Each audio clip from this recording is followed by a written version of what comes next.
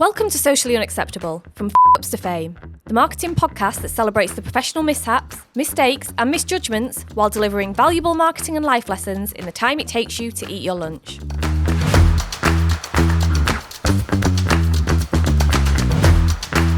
So as a brand, and you may not know the answer to this, how do we influence the results of AI when someone's doing an AI search?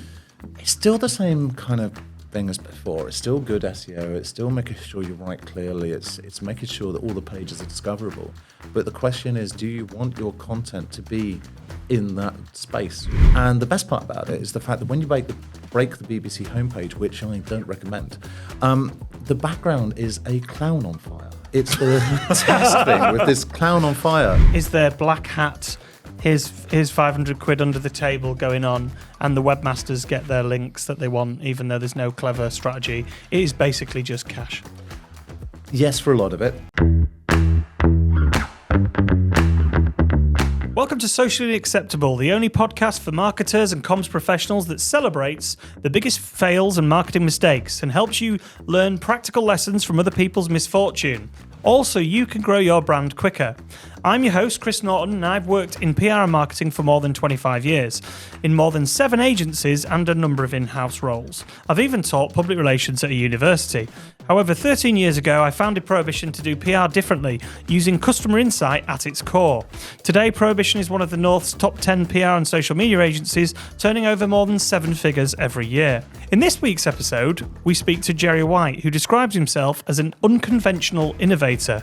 He's an experienced digital marketer, specialising in SEO and analytics, particularly focused on the technical elements of a site's performance.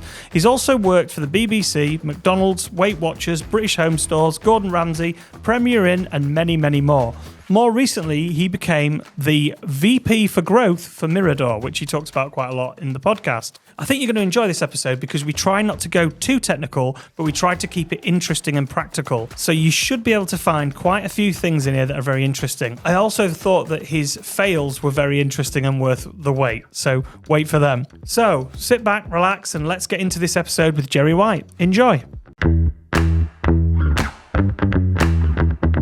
Okay, everybody, welcome back to Socially Unacceptable. This week we are joined by Gerry White. Welcome to the show, Gerry. Hi, I'm glad to be here. In person as well? Yeah, in Always person. appreciated. Thank you, Gerry. I was up in Leeds and I kind of got the opportunity to see the offices. Fantastic offices. So you live down in Surrey. We've just been discussing off air. And you've got an office in Kirkstall, right? Yeah, that's right. Yeah, I kind of work out the Salt Agency, so that's kind of over in the Kirkstall area. I'm trying to remember exactly where it is, but my knowledge of Leeds is pretty terrible. Right, okay. And so tell the listeners a bit about your background and your specialisms. Oh, okay. So many years ago, I thought that I could become a web designer. It turns out that I'm absolutely terrible at web design. I became a developer. It turns out I'm pretty terrible at doing web development. Then I kind of got into kind of managing it. I kind of sold e-commerce websites, managed them, grew them, did kind of all the digital marketing side of it. And then somehow I fell into kind of working for the government, doing analytics work, on-site search, and then I kind of carried on kind of an analytics career for a couple of years. And then SEO kind of grew as being a specialism, and that was something I was doing a little bit on the side. And then I became a kind of an SEO guy, occasionally dipping my feet back into the analytics world. So I was SEO for about 5 years, and then I kind of joined the BBC doing something for them. And then I came back into the SEO world, kind of working for places like Just Eat, the takeaway company, loads of agencies, and then finally now I'm kind of working for Mirador Local as their growth guy. But I've kind of worked for Norwegian supermarkets, Israeli podcast companies. I've basically done quite a lot over the past 5, 10, It's going 20 to be a wide-ranging years. conversation then. So when growth, you know, I'm seeing this a lot in job titles at the moment. I'm a growth guy. Yeah. I do growth. Can you explain that to our listeners, what growth means? Yeah, absolutely. So, I mean, the way I see it is basically you kind of take a service. So at the moment, it's a software as a service. We kind of manage Google My Business or Google Business Places now, basically at scale. So I'm kind of talking to large companies who want to kind of buy this as a service, but to get in front of them, we need to kind of make sure that we do all the classic things like SEO, digital PR, classic PR, going to events, kind of speaking to people. And so growth in itself is one of those things which is basically a lot of different things. Now, I kind of had the opportunity to work for a lady called Yara Paolo, who is kind of like the specialist in it. She talks about kind of the theories and the really kind of nerdy side of it around it, which is things like growth loops and how to get retention and all of those bits and pieces. So at the moment, we're kind of doing a very simplistic approach, but if you kind of want to know more about it, basically listen to that lady. She's the lady that kind of really grew Skyscanner. So working for her at a Norwegian supermarket was incredibly informative for a year. Wow. I've got some questions as well. So you're working for Mirador, right? Yep. So they're like a Google My Business profile manager for, like, if you've got, say you're a supermarket and you've got like 300 stores, you need 300 Google My Business profiles, correct? Correct. Yeah, absolutely. Yep. Right. So I had a situation the other day, working in public relations like we do. Obviously, clients ask us to look after their online reputation, and my wife is looking at next August. Of course, she is. She's looking for holidays, and she found a cruise company. Right, it was called. We could edit it out if this is dangerous. It was called. Well, it's a fact, so I don't know. Norwegian Cruise Lines, great reputable cruise lining organisation. And we looked at the price of a holiday. It was like 10 nights in, cruise around the Med. Never been on a cruise, by the way. And thought, well, this is interesting. I will get back to you in a minute. Cruise around the Med. Sounds great. About to pay the several thousands of pounds to take us all away. And we just thought, we'll just check out Trustpilot. Now, bearing in mind that all their boats are brand new, their ships, are brand new, the Trustpilot ratings are 1.5. I could get out my laptop now and show you. I was stunned. I was like, these guys need a digital PR agency or someone to manage, because it wasn't just, like when you look at Trustpilot or you look at TripAdvisor, you usually take a view, don't you? Because you know that some people are normal and will say, what a great holiday, and some people are a bit critical, so they'll give a 1-star and a 5-star, and you take the law of averages. 18 of them were negative of the first 20, like 1 star. And I was like, we can't pay all that money, which is shocking for a company of that size. They're a huge organisation.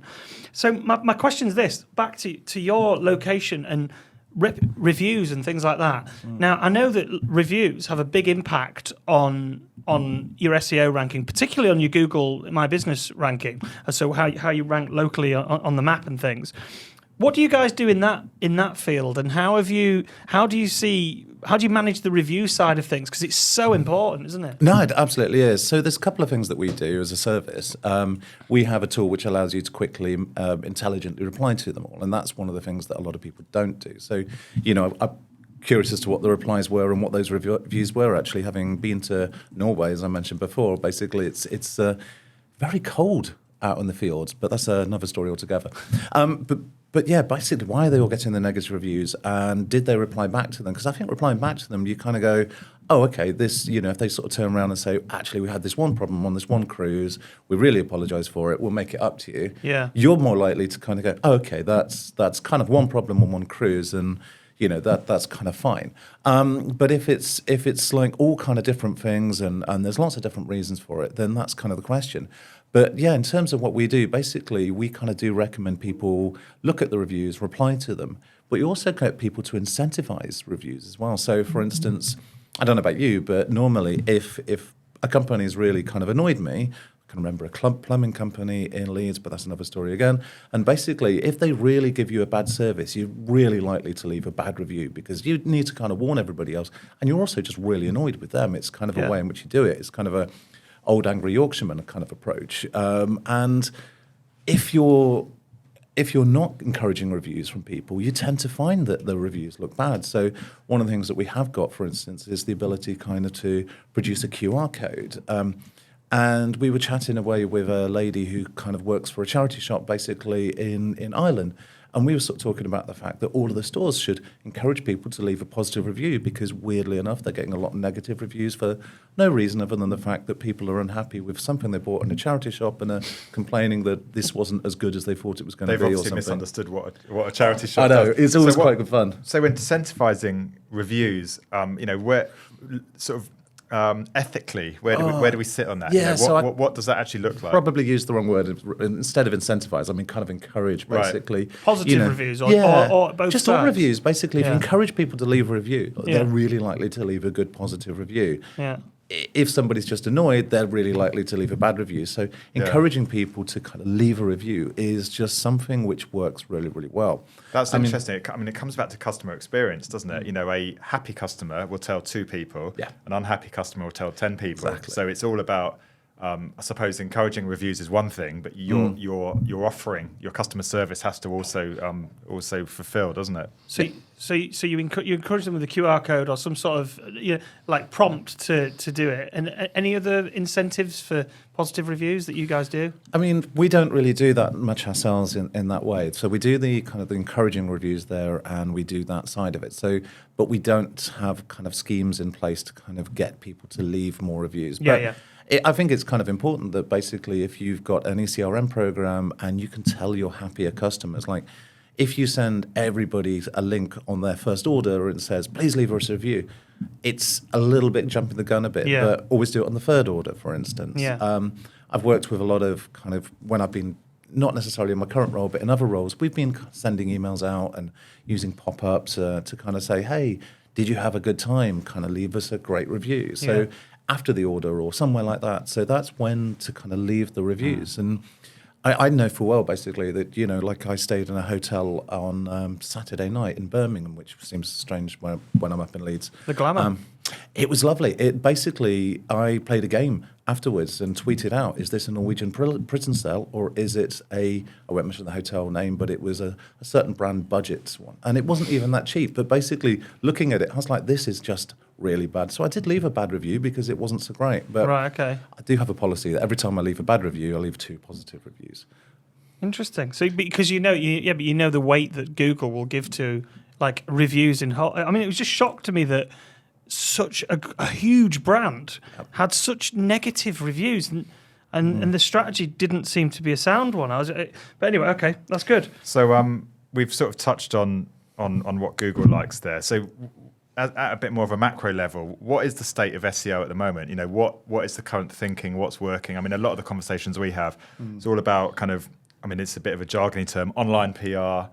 It's all about getting kind of links. But this is one for you as well, Chris. A lot of the online PR we see is just about generating links. There's no consideration for reputation, for messaging. It's just random links to company websites. That's the 2 hats that we've in the 2 cat we were discussing off air. Like when I used to teach at the university, my graduates or the undergraduates would be going to do work experience, and some of them would be going out to work on all the agencies local to the Leeds University, and so they'd be going out, and we've got a good agency, local agencies around here, including ourselves, obviously. But I'd encourage them all to go out and get experience, and quite a few of them would end up going to the SEO agencies.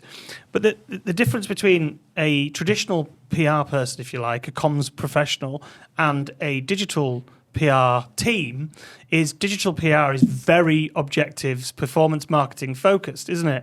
It is, they'll speak to someone like yourself on this and the technical SEO guy and say, where do you want the links? Where is your page cluster, topic cluster? Where do you want all these links to go?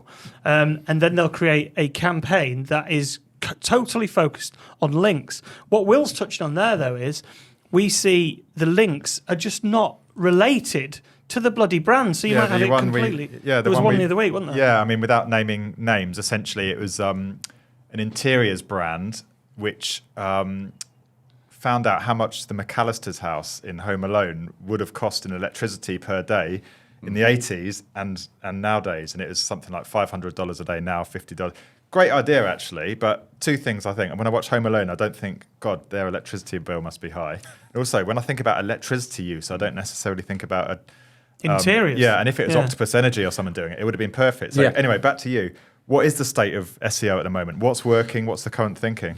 Yeah, so links are always going to be popular. I mean, it's a challenge for any brand, basically, because getting links is a challenge in itself. And it's easier for the big brands to get more links. If you're the big brand, people are quite happy to link to you. But the smaller brands, it's kind of a challenge. And getting relevant links is the most important thing. Now, you were basically saying about the fact that, it's almost like totally off-topic stuff. But that stuff, I'm not saying it doesn't work. It's not that great. You really want things to be totally relevant. So if it's a relevant piece of media kind of linking through to you, so I'm trying to think examples off the top of my head, but you mentioned like energy providers. So, if it's an energy company talking about energy and linking to sort of a energy provider, then it's really cool. But it doesn't necessarily work if it's completely off topic. I mean, the best example.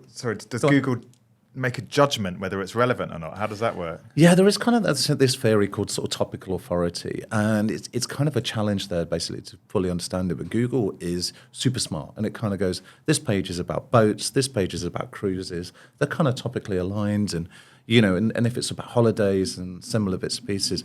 One of the things you'll probably see if you're an iPhone user, aren't you? But basically, if you're a Google user, you've got this kind of discovery feed, and Google does this thing where it kind of groups everything together, applies topics to it all, and that's one way that you can sort of see this. So, for instance, if I look at Doctor Who a lot, for instance, suddenly my discovery feed is full of Doctor Who related bits and pieces. If it's like that on TikTok. It's just an algorithm, isn't it? Exactly right. Yeah. And so that you get loads of that kind of thing. So Google has got an idea of what topics are about. But there's also this thing, kind of the trust kind of level. So for instance, my blog about, I don't have a blog, but if I had a blog basically about something that was kind of like pet stores or something like that, and it wasn't very interesting, and it didn't have any links, and it linked through to another one, the value of that wouldn't be as great as if the BBC links through to you. So, we know the BBC is very trustworthy, so we like the BBC, and we know that kind of links from the BBC, even though they might not be as topical as some other sort of source, those links kind of carry a huge amount of weight. So we want the big media ones, but we also kind of want the topical authorities. So we kind of want that blend of everything to make sure Google understands. So links still super important then, but what I'm hearing is topicality and relevance is the key thing. And Gerry, do backhanders happen with links? So like I'm not saying, you might name the Nationals, right? I'm not saying any of but is there black hat, here's 500 quid under the table going on, and the webmasters get their links that they want, even though there's no clever strategy. It is basically just cash. Yes, for a lot of it. But, getting the media ones, getting the good ones. I mean, there's a lot of agencies now say they will never buy links. They don't do that. They kind of do use digital PR. The same with everybody else, basically. But there is a lot going on that we know about. But this seems to be more international than the UK focus. In the UK, we seem to be good boys and girls who don't buy links. We do it in the correct way. But I've been kind of working globally, and Spain and other countries, link buying, particularly in America. America's terrible for it. Basically, link buying is a big common practice, and people value it based on their DAs and all sorts of, which is domain authority according to Moz. Yeah. It's kind of a fantasy score almost. Very hard to police, I'd have thought. I mean, how's Google going to really police that? Manually, presumably. And there's a big thing, because we've just done a site recently that we were working on, and we were just waiting for all the pages to index, right? And it's really well done. It's well executed, great content. It's indexed. Google's after 3 months is only, even despite submitting the URL, the sitemap, that's it, to Site Explorer and everything multiple times, it still only indexes the homepage, because I think we indexed it when there was a big Google update, right? Yep. And apparently the AI thing has caused a real issue for Google trying to catch up with what's going on. So what's your theory around that at the moment? Yeah, so Google constantly releases updates, and every time they name it something different. Like the current one's the helpful content update. Yeah. And basically the great thing about That's the AI, snippets, is it? So no, the helpful content is they kind of say content should be good, basically. I know that sounds like a thing that they've always kind of said, but they've kind of said, it should now be, they've got a kind of list of criteria for it, which honestly I should know off the top of my head. But, the question is basically, would you want to read this? And I'm sure you guys have played with ChatGPT and various other bits and pieces. I can spin up an article on a given topic in 10 seconds, publish it onto my blog post, and without checking it over, I'm sure it will be okay. Yeah. And I can do that at scale. And the problem is that if everybody on the internet is doing it at scale, suddenly, every blog has gone from being 1 post a week to 100 posts a week to, and at a certain point you can kind of bypass that ability to have to kind of do anything. You can kind of go write all the content, create the images, do everything, publish it onto the internet on the click of a button, basically article spinning, which is interesting because we've been doing this for years and years and years. It's just suddenly it's got accessible, cheap, and really good. Like a lot of the time when I'm looking at articles, I couldn't tell you if it was written by a human or if it's written by AI sometimes. Because there's kind of giveaway telltales, but it's only because I've been staring at this kind of stuff for too long. But on some of the tests that I've seen, I talked about this on the AI episode that we just published a few weeks ago, and when we had data looked at carefully, and the AI. So say you've got a regular, well-written, human-written blog, right? Like because working in PR and comms, content marketing is our thing, and we've used loads of content marketing tools.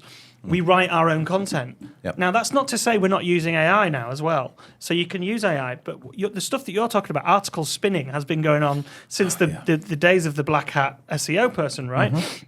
They spin an article, automatically generated, and you're right, they're the average of averages. Mm-hmm. The issue that I had when I saw the data was these articles, if they go on a real human site, do really well at the beginning. And then suddenly Google spots that they're AI and gives them like a drop down. Yeah, absolutely. We've seen that repeatedly where basically people put a load of articles on and they always tweet a graph which kind of goes, look how well it's doing. And then you kind of go, okay, how is it doing like a month later? And it often drops. Not always. Right. Like we, for instance, at Mirador Local, we do kind of use AI to not write the articles, but I kind of go, I need to write an article on this. Give me the 10 points, and then it'll kind of give me almost a brief to kind of write to. And then I'll ask it to top and tail bits and pieces, add bits and pieces, and sometimes I'll chuck in a load of words almost because I kind of have a brain freeze because I'm the world's worst writer. There's a colleague of mine who basically rewrites everything from my jarbled kind of, I want to write about how to get rid of bad reviews on Google, for instance, or something like that. I mean, randomly, I just saw a guy called Keith who's left about 20 bad reviews for different companies. And he keeps saying, It's always Keith, isn't it? It is Keith, yeah. And he wrote basically... I want to meet Keith. There's a great PR story, actually. I don't know if anyone saw it. Sorry to interrupt. It just occurred to me.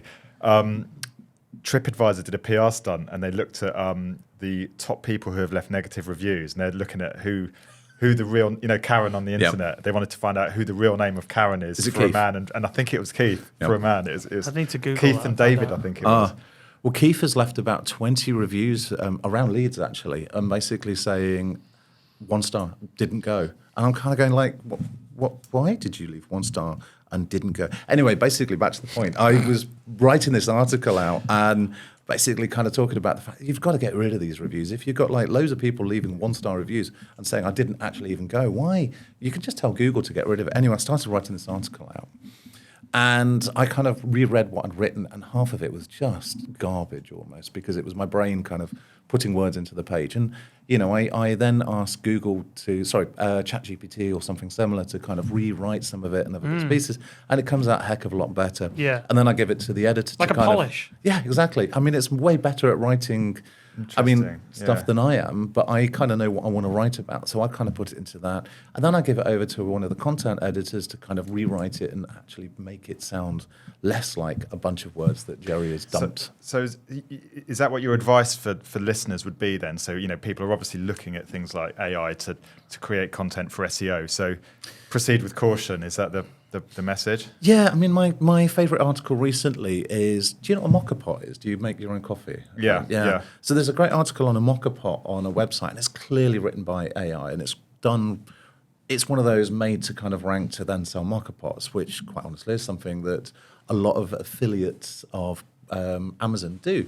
And I was looking it over, and it told you at one point to put in hot water, and then 2 seconds later it's make sure you fill it with cold water, and all of the information disagreed with itself. So it was clearly done by AI kind of dumping stuff into it, and it was a terrible, terrible article. But I mean, it came up on my Google Discovery feed, so it kind of works. It probably got a lot of eyeballs, and some people probably scan read it because no one actually reads, and then they Then they basically went through and bought a mocha pot because they went, this is a great way to kind of get an espresso, which... Despite the horrifically written article. Yeah, absolutely. Yeah. I mean, what's Interesting, amazing about that, though, is like there's all this shit that's been pumped out onto the internet, right?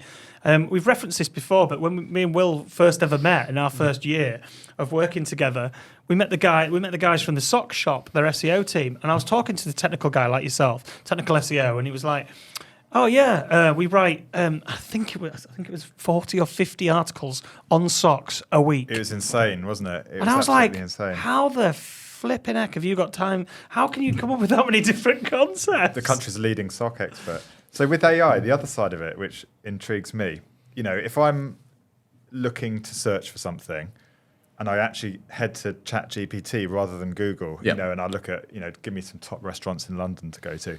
I get a recommendation. There's no attribution in terms of sources. Surely is this sending kind of ripples of panic through the SEO industry? Yeah, quite a bit actually. And part of it isn't ChatGPT so much as it's Google itself. There's something coming out called Gemini.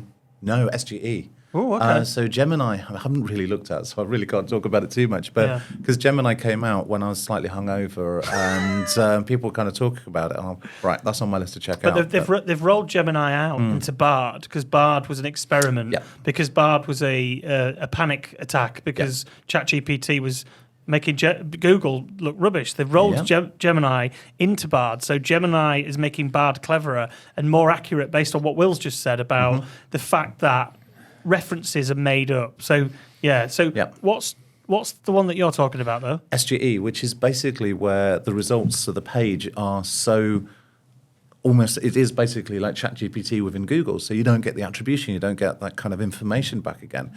And this is something which I don't know a huge amount about at the moment because it's changing constantly. And this is the thing about SEO. Like for the last 5 years, everybody would kind of go, and what does the next year hold? What's going to change? And it's almost nothing. And I remember doing a webinar with a guy called Jono a year ago, and we were sort of talking about ChatGPT when it was first coming out, and isn't it exciting? But, and in about 18 months, everything will change. And it was almost like 2 months later, everything started to change really rapidly. I hate to be the person that kind of tries to predict the future because I have got it wrong so many times. You're going to give it a go, though? Oh, yeah, always. But, it's my job. But basically, with SGE, it really will be that you will get much more ChatGPT-type results when you search for anything that Google can fill in. And it might give you attribution, and it might give you a link back, but will you follow the link if you've already got most of the answer within that So page? as a brand, and you may not know the answer to this, how do we influence the results of AI when someone's doing an AI search? It's still the same kind of thing as before. It's still good SEO. It's still making sure you write clearly. It's making sure that all the pages are discoverable. But the question is, do you want your content to be in that space almost? So you can actually block off ChatGPT type searches rather than all searches. And so, if you've got a unique answer or a unique article, do you want it to be crawled by ChatGPT? Do you want it to kind of encourage people to come into your page and you get the traffic and you get the brand awareness? Everybody wants organic traffic for different reasons, but a lot of the time we just want it to basically make people aware of the brand so as when they are making a decision later on, they come back to us. And if Google's just taking all of our content, respinning it and repurposing it, even if it's got a little bit of, oh yeah, we got it from here, people don't necessarily see that as kind of a suitable enough brand kind of a awareness exercise. So something that's interested me is, and I always get this wrong, EEAT, right? Which is experience, expertise, something else. Authority and trustworthiness, right? So that is the fact that content is demonstrating experience, which is something that ChatGPT and all the robots out there, you can't beat us. Sorry, guys. You need actual experience in the industry, and you need to be doing the job. They can't have real world experiences. And Google is really giving extra weight. Would you say that's right? Google's giving extra weight to that type of content now. Kind of it is, but how do you demonstrate that to a bot? How do you tell Google, yes, this is Chris, he's an expert on PR? I mean, Google's brilliant at kind of piecing all this together, but I've got a friend, I won't mention his name, He's been doing this kind of thing for a long time, but he's actually got an IMDb page where he's an actor on Hollyoaks and James Bond and all sorts of other bits and pieces. It's a completely fake persona. And what's interesting is, he's got another one which is like a dentist and all sorts of other bits and pieces. It's just to kind And of they're fake? Yeah, completely. Why has he done that? Build links. Digital PR people, they're the worst. And You heard it here first. I can feel 5,000 people clicking off this now. Yeah, we've lost half our listeners. can be edited. No, but you know what I mean. Basically, it's there's lots of stories about Fake stuff. Well, I mean, that's- this was profiles. this was a big thing recently in search engine land, I think it was, where somebody realised that a lot of these personas were fake, and It's terrible. isn't it? He's black hat, isn't it? Is Yeah, there, absolutely. fair. Is there PR is highly ethical? There's lots of kind of PRCA, IPR have a lot of there's a lot of interest and commitment to ethics in PR. Yeah, definitely. Where does that sit with the SEO industry? I mean, I'm not suggesting you Does the offend SEO have ethics? even more of our listeners. Yeah, I mean, there's a kind of combination there, basically. Like good PR isn't cheap. I have vivid memories of kind of working with the PR teams when I was at Just Eat, when, we kind of had to make sure that the PR issues that were happening were kind of managed effectively. And, there was a lot of time, investment, and, people basically stopping people from saying the wrong things, which was really, really important. You've got multiple people in an organization who are very good at opening their mouths at the wrong moment and saying completely the wrong thing. I mean, when I did a lot of conference talks and bits and pieces when I was working at Just Eat, I had strict instructions that these are the only things I'm allowed to answer questions on. Anything else could impact the share price and bits and pieces. So classic, proper, good PR is expensive.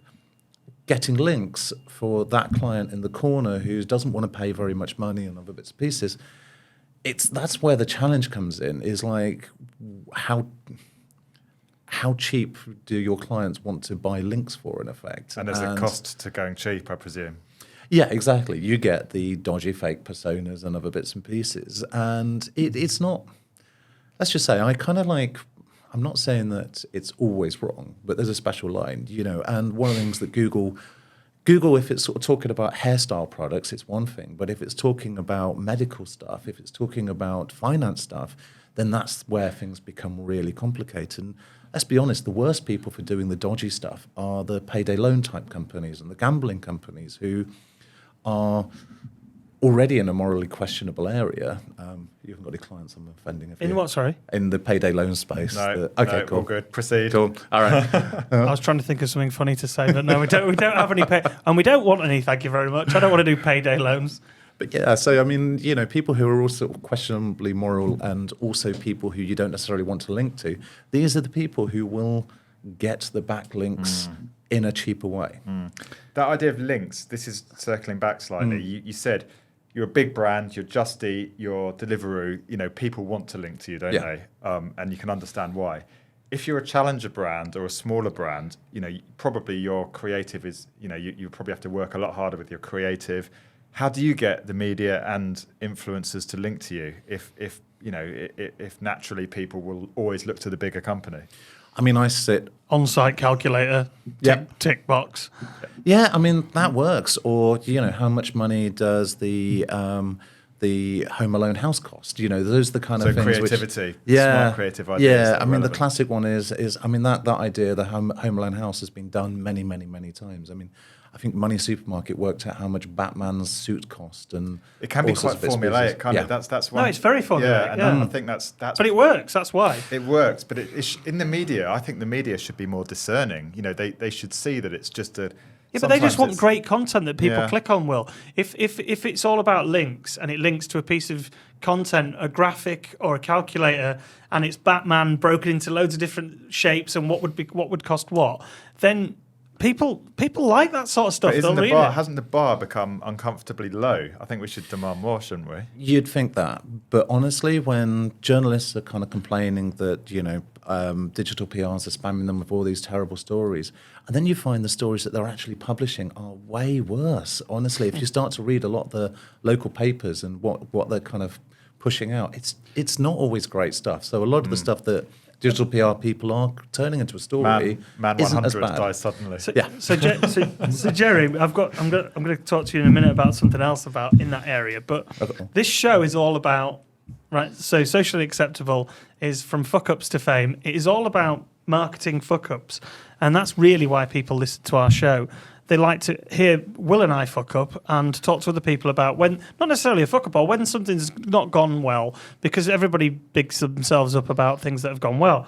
So what is there a particular fuck up or two that you can think of in your job that you've learned from, and moments where you've gone, oh my God, that wasn't so much fun, but this is what happened? I can see in your eyes you've got a few. I've got so many. I'm just trying to think which ones I could really safely talk about. My favourite, my first one was when I worked I was a marketing manager for a weird little place where I was told to work in a cellar. I wouldn't mention the brand, but it'll probably get edited out. And, they were an ethical investment company, but I was working in this guy's basically cellar, and I got fired basically because I typed in £50 instead of 50p basically for the pay-per-click stuff. So that's why I don't do pay-per-click anymore. I think that the campaign was successful, right? For £50 a click. I bet you were top of the profile. We've had somebody do it here with a few more zeros and leave an ad over the weekend. That was a difficult conversation. Ours was a Facebook, a Meta campaign. Yeah. And you have lifetime budget or daily budget. Yep. She put the lifetime budget in the daily budget, and this was on a Friday. Came in on Monday, and she walked over to my desk in tears, saying, "I'm fucked up." But everyone does it though. It absolutely flew though, the campaign, and the client was buzzing and said, "Actually, this campaign's gone so well. We don't mind. We'll pay for this." It was fine. Oh, so you're honest with the client. That's good. A lot of companies kind of just slip it under the radar somehow. But yeah, I've seen that happen to you. So carry on then. But the one that I do like is I was working for a government office in Bristol, and one of the things that I hadn't realised is that the training articles, which weren't published, were discoverable by search. And so suddenly we found that one guy who was a Doctor Who fan had written loads of articles, demo articles, basically, while we were doing some testing and training onto the website. And we suddenly started, like a newspaper sort of said, hang on, we've just discovered that, according to this, the government office of Southwest, based in Bristol, are planning a moon base invasion, and there's Daleks and other bits and pieces. And the question is, are you able to, do you want to make a comment? And we're like, delete, quick, delete. Delete and deny. How many articles of Doctor Who were on this government website? Weirdly enough, this guy is like one of those fan fiction authors. He's kind of quite a widely published guy. I believe they're called. Yes, I believe he is. Yeah, he's quite famous actually. So but when we sort of found all these articles out there and people were finding them and sharing them, of course, it was like, because we didn't get anyone to find them, basically, and they weren't supposed to be published. They were supposed to be just left in the system, and they were going to be deleted, and we just, So that was my fault. Project manager for a government office kind of migration project. No, to be honest, everyone found it hilarious, and it kind of gave us a bit more infamy than we kind of wanted, but it wasn't necessarily a problem. Publishing the wrong content. That reminds me of once we, again, I'm not going to mention any brands, and this is in the many years ago. It's a good job we haven't got lawyers on this podcast. One of our clients, an intern, was doing some social updates, accidentally left the Instagram account plugged into her account, went out on the piss all weekend on a series of bottomless brunches, and via stories documented her experiences as she got drunker and drunker on the client's Instagram account. Luckily, we spotted it after a couple of posts and got on to remove it all. Not that many people saw it, so it was fine. Thankfully, and owned up. I heard something about you breaking the entire BBC website. No, just the homepage. Just the homepage on the BBC.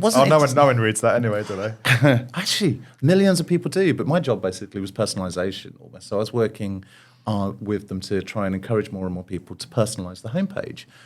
And this basically meant that we had a big box which said, if you put in your location, we'll give you the weather information for where you are and all sorts of bits and pieces. And what then happened was the fact that this meant, going a bit nerdy, but basically it broke the CDN. And it was weird that we struggled to really kind of get the website back up.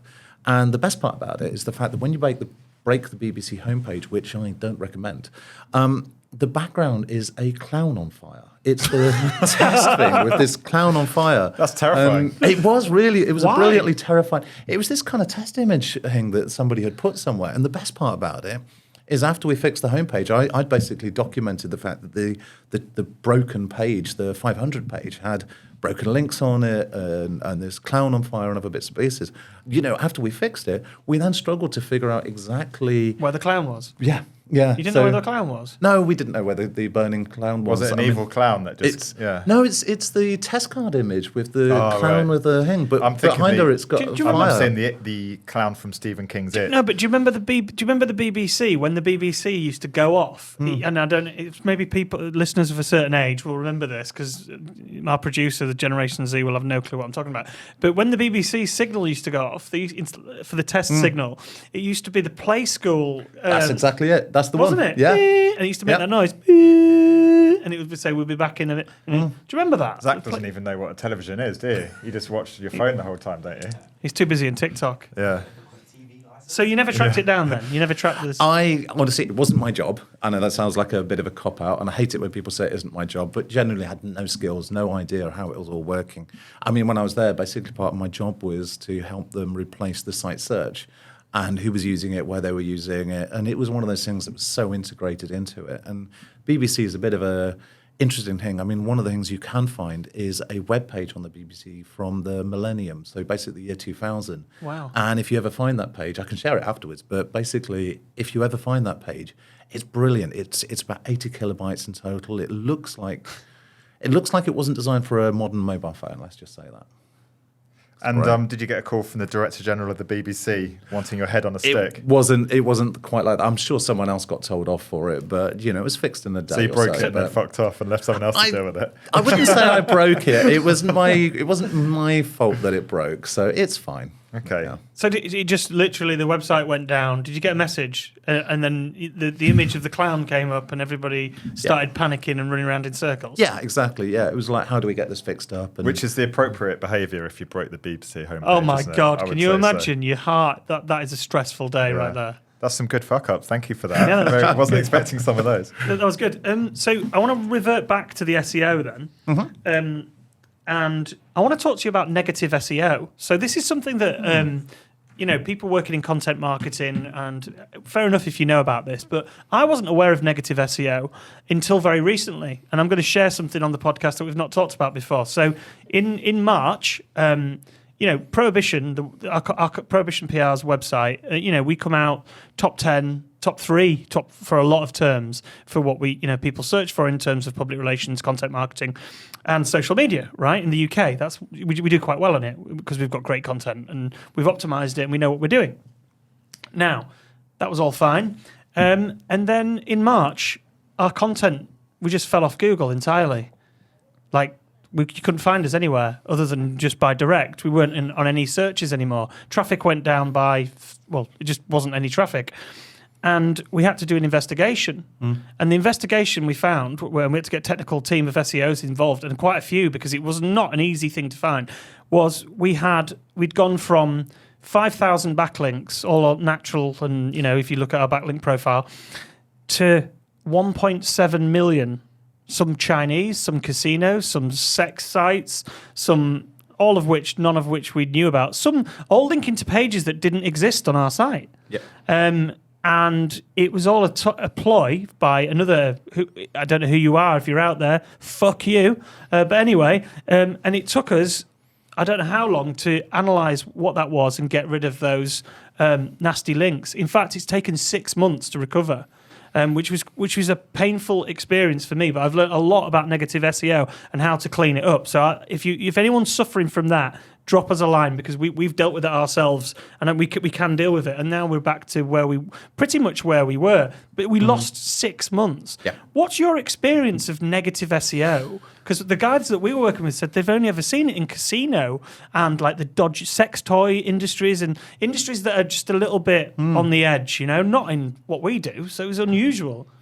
What I have seen a lot of is people exploiting bugs in WordPress. I don't know if Prohibition is on a WordPress Yeah, site. it is, yeah. So sometimes you can actually create a link which almost create a fake page which kind of create something which will then you can kind of almost create a link back from it. So there's all sorts of WordPress exploits that people have done. So it might have not been negative SEO in the same way. It might have been an exploit of WordPress. And I've seen that a lot over the time. One of my more recent clients, I won't mention their names, but basically they were ranking for a lot of kind of interesting terms like Dubai call girls and all sorts of other bits and pieces when I was looking at it. And that was because You were looking at it? I was looking at it in the in the professional sense. Yeah, in a When in professional Rome. sense. Yeah. Basically in Google Search Console. Okay. And when I was there, basically looking at kind of going, what is going on Dubai here? call Almost. girls, a bit unusual. Is it? I wouldn't know. No. But basically, this site started ranking for a lot of these weird terms because they Right. had kind of the ability to use user-generated kind of content on it. Right. And so quite quickly, I was like, right, we just need to basically get rid of all of this because all these links coming in and creating this, and so we kind of quickly got rid of that. And negative Quickly, SEO how fast is quickly? Oh, I just basically blocked off all of those pages in the robots.txt kind of file. to Yeah, we kind of did that, say and Google kept ignoring. Yeah, that's kind of interesting. Actually, Google's not as good as you think. Oh, just no, it's ignore not. them. You No. tell Google, ignore these files, Yeah. ignore these pages, they don't exist. Okay, Google has acknowledged it. Next day, it's failed.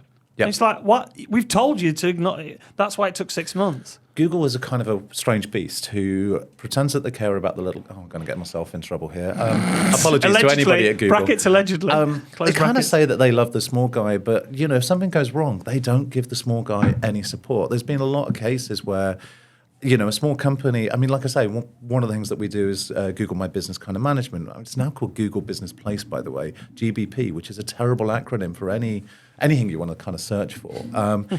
We were sort of saying about this earlier. Basically, Google keep renaming everything, and it means that everybody's confused about stuff. But anyway, back to negative PR or negative kind of SEO. Yeah. I mean, there's a lot of ways in which people will do kind of strange and dodgy things. The other thing you can do is replicate a site really, really quickly and Dual content.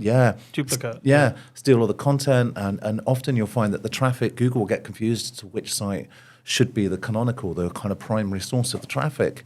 And it's quite painful just how much this can carry on. So there's lots of ways in which negative SEO can happen. In fact, before when we were kind of off air, I mentioned that I kind of organise a honest panel with not Black Hat, but kind of people known Black Hat SEO. And the ways in which people will say, oh, if this happens or that happens, you could do all sorts of bits and pieces. When I was at Just Eat, this is probably something I can say about now.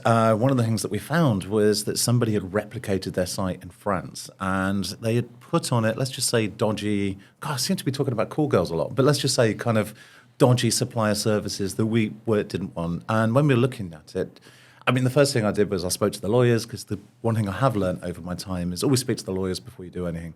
Spoke to the lawyers and basically said to them, look, one of the things I can do is they've copied our Google Tag Manager code, which, if you don't know what Google Tag Manager is, it's where you can kind of implement Google Analytics and other bits and pieces into sites. But one advantage is it's just a JavaScript injector. So I could kind of go, I will put some JavaScript on it and just no index the site. So quite quickly, I found a site that had kind of replicated Just Eat's kind of layout and other bits and pieces. It was a business risk for us, but the fact that I could no index it in seconds was great. So there's lots of ways in which technical people can do kind of weird things Why would to other someone sites. completely copy Just Eat's website? That's ridiculous. I have no idea about that one, but it was kind of one of those fun ones, which was, in fact, it was called Alaresto in France. That's, I think it meant, no, hang on. Maybe it is Alaresto, basically, was the old brand name for it. So, because Just Eat had websites all around the world, which made it quite fun for me to learn about different cultures, different kind of how people ordered food around the world. So, curry's not popular in some countries, sushi's not popular in others, but everyone seems to like pizza around the world. Like, no country doesn't seem to like pizza. Universal food. What, have you got a particular campaign that you've worked on that you've been really, really proud of that you'd like to share with the listeners? No, thinks about it harder. That'll make the highlight reel. No, I've worked on so many. I mean, a lot of the time my role has been more on the technical side of it and everything. And I mean, I remember at one point when I was working at Just Eat, I kind of rebuilt some pages, and we've got some brand pages in which we'd never done before because we never really did the big brands before that. And we kind of built out some pages for KFC, and we were actually outranking KFC for all like the terms like KFC takeaway and bits and pieces. And the reason why is because of the fact that we were targeting these terms, which we did the keyword research, and KFC never kind of mentioned things like takeaway in its copy, and it didn't really want to kind of talk about certain terms. That wasn't kind of how it was That would be labeled. down to their brand. because they don't want to be lumped in with other Colonel Sanders. fast food takeaway, even though the reality is that's what it is. Exactly. Yeah. Yeah, interesting. Yeah, so we basically got a huge amount of traffic. The slightly fun thing from a digital PR point of view was the fact that we got links back to this page from The Sun, The Telegraph, The Times, not The Times, I might be making that up, but lots of major news publishers covered the fact that Just Eat was now delivering KFC. But Slow news day. Weird, yeah. But the weird thing was they'd all copied the same link, which they'd taken from Twitter, which meant that they'd got a UTM parameter, which said that we couldn't tell any of the traffic coming through from it all. But there's a social team in the corner kind of going, but it says all the traffic comes in from social. Yeah. What Okay, are we doing? I've just thought of a PR campaign. Anyone listening can have this one for Just Eat. How much was the McAllisters? You know, the McAllisters order a load of pizza, don't they, in Home Alone? How much was that pizza then? How much is it now? You can have that one. Ladies and gentlemen, you can see why he'll be leaving the business next week. Creative powerhouse right there. So I was going to ask a question, Will, if you don't mind me asking. Yeah. So what are the sort of three biggest mistakes in SEO that you see now when you see businesses just totally fucking up their SEO? They just don't think about SEO. I mean, it's one of those classic things. Do you know how many businesses seem to be going under after they do a migration? They kind of say, oh, yeah, we're going to consolidate our brand, or we're going to change domain name, we're going to do this. And I use a tool called Systrix a lot. And you see the kind of the graph of them before and the graph of them afterwards. And you go, wow, you've just lost all of that traffic. What on earth happened? And a lot of the time you speak to the SEO guy who kind of left the business, got fired or whatever, or maybe the business even went bust. But you speak to them and they're like, yeah, they sort of told us like a week before or 2 weeks before they were doing it, and this happened, and they didn't kind of value it enough. And it just feels like a lot of the time the testing and the grinding part of it, the kind of the part where you actually put in the work and look at everything, that's never quite done. And it just feels really painful. Wouldn't a 301 redirect just sort that out? You'd think so, but you need a lot of them, and you need the same content. You need to make sure the new platform's got the equivalent pages. It's just a lot of work, in theory. But it's like relocating your bricks and mortar store to Outer Mongolia and then expecting people to still come into it, isn't it? And even when you do a 301 and you follow the best practice of doing it, you still lose quite a bit of your traffic. Can do, yeah. It's strange. I've done or in my opinion, we've done perfect migrations, and everything came out absolutely perfect. I've done same perfect migration, and we lose 20% because we don't know. Basically, we're looking at it, kind of going, what has dropped down?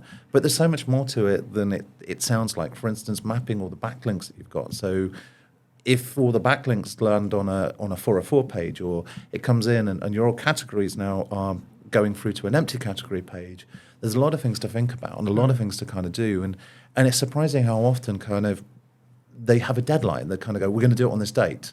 And it's like, well, it's not ready. You haven't got these pages, or you haven't got this type of content that matches this kind of need.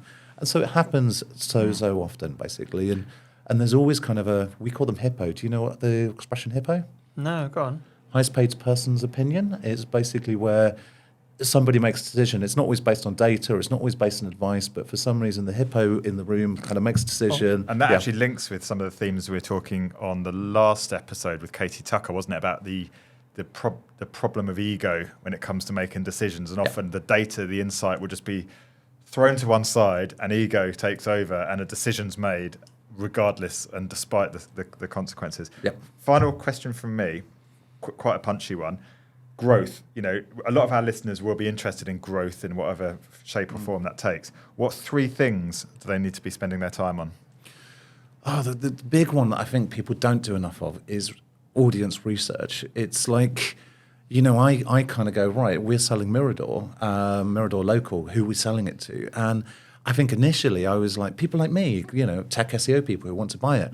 But then the more I kind of look into it, the more I find they're nothing like me. And it's trying to find, it's the marketing manager. Sometimes it's a social media manager. Sometimes it's somebody who you just wouldn't expect. And me kind of selling to the same people like me is always the bad thing. And I think it's always the same way. I've worked for so many companies where you kind of start to have that conversation about who you think the customer is and who the customer actually is. And the two often are kind of misaligned. Why people buy certain services, why people buy things. It's kind of that part of it, which is really, really interesting. You are not your customer, which is something Katie spoke about a lot. Yeah, okay, so audience research. We got you on the show because we spoke to Chris Simmons, and he recommended that you come on the show, and he was right to say that. So good tip. If you were us, who's the next person you'd interview for this podcast to find out about their marketing fuck-ups and failures?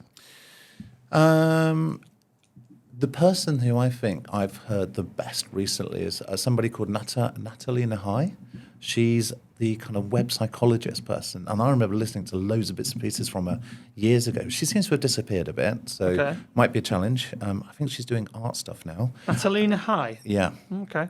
Web psychologist. Understanding, she did a great presentation that I saw once about why people click on listicles and things like that. I mean, I'm there kind of going, I'd never do that. And 10 minutes later, I'm kind of going, oh, I just need to know what number 6 is on that list. But yeah, so, and the other person is Jono Alderson. He is a unique character up the road in York, so he probably could come into the office, talks 100 miles an hour, has an opinion on everything, and yeah, he's a bit like me, but slightly more hyper. What does he do then? What does Jono do? He does tech SEO stuff, but completely differently. So he used to work for WordPress and various big companies and other bits and pieces. I've done a load of bits and pieces with him, and he's very into Vikings. Okay, Vikings. There's a lot of Norwegian Vikings. Perfect place to live. So Gerry, do you want to let our listeners know where they can find out more about you and where they can connect with you? Yeah, if you Google me, I'll come up, Gerry White SEO.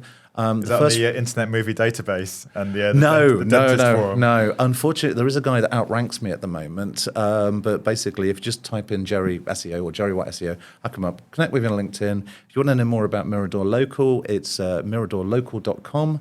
And yeah, I'm usually found on Twitter kind of ranting about why flights problems or why my internet isn't working or something like that. Fantastic. That's how I use Twitter, just to complain. Not good enough. Much to Chris's delight. Yeah, absolutely. Right, thank you very much, Gerry. Gerry. Thanks for coming on the show, Gerry. Yeah, that was great. Yeah, nice one. So that one was a little bit different, wasn't it? Very, very in-depth, very, very technical. Yeah. What did you make of it? I think he had some fascinating points. The negative SEO thing is an area that I'm really interested in because of what's happened to us.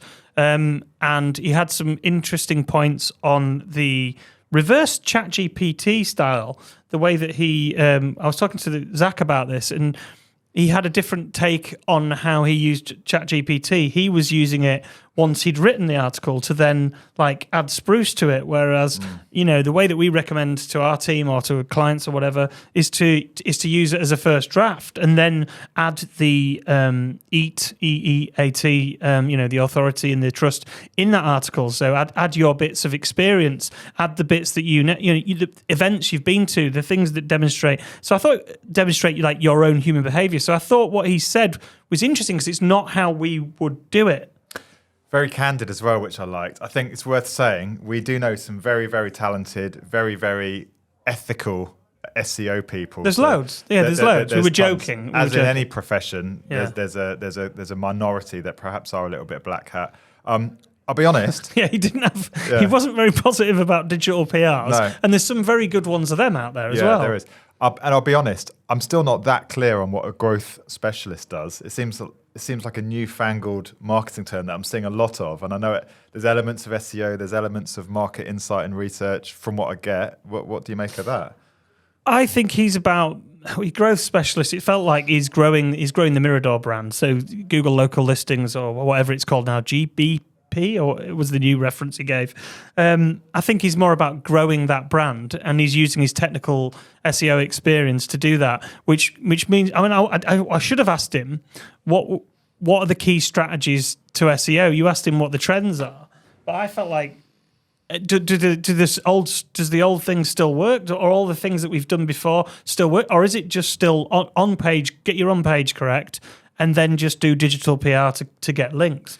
The links issue I found really fascinating, and I'd be interested in what the benchmark is. I'm having chatted with a few SEO agencies. They said something like 25 to 30% of all their media coverage will have a link. Yeah. I actually benchmarked one of our clients where we've got a huge amount of media coverage over the year, 200-300 plus pieces, and we've got about 60% links in that, which I found really interesting. We're not actually asking for those links either. No, the journalist is obviously then compelled to link to the brand page, and I'll be honest, the brand isn't massive; it's not hugely well known. So, I was quite interested to hear that. But I suppose it's about what I did find encouraging is when it comes to digital PR. Ultimately, it comes down to having a cracking idea and executing it really well. The big brands are always going to be linked to, so the PR. not always. No, I don't think just because you're Coca-Cola, you don't get a million links to you. But you're more likely to get a link. It's easy. A journalist is more likely to link, I suppose, unless you're getting a backhander. But True. the point is, creativity is so important, and that should be so important. And you do see some great, super creative digital PR campaigns out there. You see a lot of shit as well, but that's we get pitched a lot, and you're just like, why is that relevant to me? I thought the example that we discussed in the pod is a good one. The McAllister's household that had no relevance to an interior brand whatsoever. It was about electrical prices, and I think I shared on Twitter and LinkedIn saying, "Is this the worst pitch I've ever seen?" Not that the work was terrible, like there was sound execution of research in there, and it made sense for an electrical brand, not for the interiors brand that it was for. It was very weird. I think there is a danger in digital PR and in PR and the creative sector as a whole in being too formulaic, and I think we should challenge ourselves to be better, and the bar should be set higher, shouldn't it? Yeah, creativity is king still. But I do think a well-executed research program for a digital PR campaign, if it's well-researched and there is a solid idea behind it, it can work really, really well. Yeah, I think if you think back to a few years ago in PR, quite a few years, 10 years ago, the default tactic used to be, let's do a consumer survey. Let's ask 1,000 consumers what they think about X, Y, Z. And a while ago that worked, didn't it? And then it stopped working, and PR people had to challenge themselves to think differently. And I think that's where we're at again with these kind of reports into X, Y, or Z that we're seeing a lot of at the moment. Well, thank you for listening to Socially Unacceptable. Do drop us a line, drop us a DM on Twitter or on LinkedIn or wherever you follow us. You can make sure you subscribe to us. Click the subscribe button because we appreciate every subscription that we get. We're also available on YouTube, so check us out on YouTube if you're just listening to the audio version. And we'll see you in the next episode. Our current furthest reaching listener, Southern Yemen. Really? No. Thank you for listening to Socially Unacceptable. Please remember to subscribe to the podcast and leave us a 5-star review. Don't forget to follow us on social media on Instagram, TikTok and LinkedIn at Prohibition PR and Twitter at Socially UA. We would love to hear some of your career fuck-ups so we can share them on the show. For more information on the show, search Prohibition PR in your search engine and click on podcasts. Until next time, please keep pushing the boundaries and embracing the socially unacceptable.